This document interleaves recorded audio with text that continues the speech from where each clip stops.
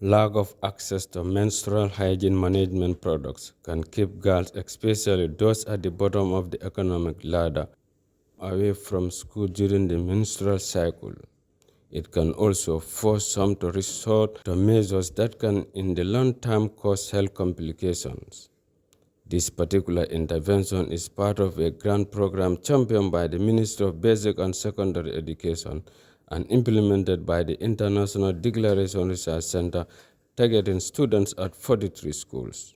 Ms. LaRose Mendy, an education officer at the Curriculum Research, Evaluation and Development Directorate, highlighted the importance of the project to female students. It is important that sanitation services and adequate facilities are provided in schools to help girls manage menstruation to avoid absenteeism, which could cause a negative impact on their grades.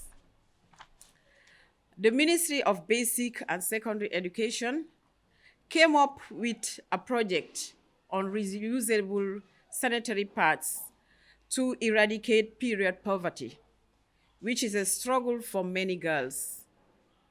These reusable pads are eco-friendly and reduce waste generated in homes and schools. Fabia Inagrant Sanya, Principal Health Researcher, talked about the need for sanitary pads after a maximum of 3 hours. We had issues about menstruation, wherein most girls are vulnerable. They can't afford to buy sanitary pads. And if they cannot afford to buy sanitary pads, they always miss lessons. They don't go to school because they don't have sanitary pads. That's why we are training you people so that you can't miss lesson again. If you don't even have sanitary pads, that is the disposable ones, the ones you have sewn here for the past 3 days, this is the reusable sanitary pads. It can be used for 2 years. So the only thing that you have to do is proper hygiene. You just have to wash it, dry it, and then iron it. Fatma Suare, a beneficiary of the training, explained how the training will serve as a source of income for her.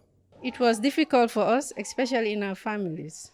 When we ask our parents money, they never are willing to give us this money. But today we have learned a lot. Buying pad in the shops are very expensive, but is it easy now with us with the help of these reusable pads?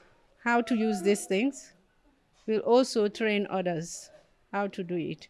Maybe in the near future, we'll make it as a business to sell it out to other people.